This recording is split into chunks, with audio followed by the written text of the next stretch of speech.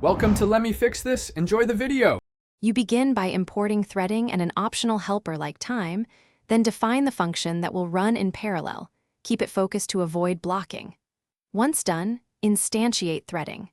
Thread with your target and args, set daemon when appropriate, and call start to run concurrently.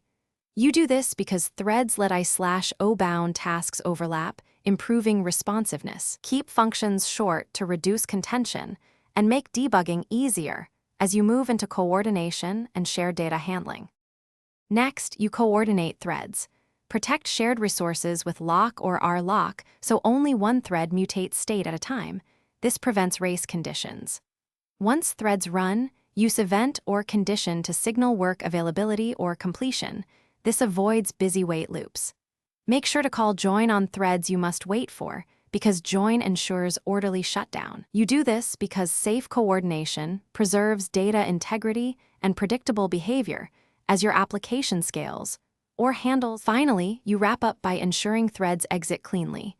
Join non-daemon threads, release locks, and clean temporary state. If things go wrong, first inspect for deadlocks by ensuring locks are acquired in a consistent order and adding timeouts, then use logging to reveal where threads hang or crash. Make sure to handle exceptions inside thread targets so errors propagate or log. If managing many tasks, consider Thread Pool Executor for a simpler API and automatic worker reuse. Thanks for watching. If you found this helpful, don't forget to like and subscribe.